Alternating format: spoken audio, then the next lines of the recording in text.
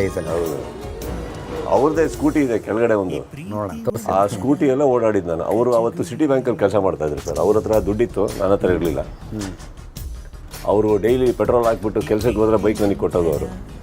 ಆ ಬೈಕಲ್ಲಿ ನಾನು ಎಲ್ಲ ಡೈರೆಕ್ಟ್ರು ಪ್ರೊಡ್ಯೂಸರ್ಗಳನ್ನೆಲ್ಲ ಭೇಟಿ ಮಾಡೋದು, ಮೀಟ್ ಮಾಡೋದು.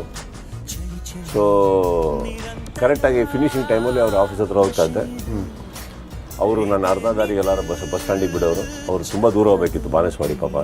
ಅಲ್ಲಿಗೆ ಹೋಗೋರು, ನಾನು ಬಸ್ ಹತ್ಕೊಂಡು ಬರ್ತಾಯಿದ್ದೆ ಇಲ್ಲಿ ಮನೆಗೆ ವಾಪಸ್ಸು. ಸೊ ಆ ಬೈಕ್ ನಾನು ಇವತ್ತಿಗೂ ಅದೇ ಕಂಡೀಷನಲ್ಲಿ ಹಂಗೆ ನಿಲ್ಲಿಸಿದ್ದೀನಿ. It has served me a lot.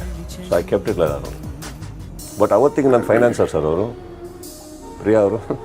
ನಾವು ಏನೂ ಇಲ್ಲದೆ ಇರೋ ಟೈಮಲ್ಲಿ ಅವ್ರು ಏನು ಮಾಡಿದ್ರು ಅನ್ನೋದು ಭಾಳ ಮ್ಯಾಟ್ರ್ ಆಗುತ್ತೆ ಸರ್. ಇವತ್ತಿರ್ಬೋದೆಲ್ಲ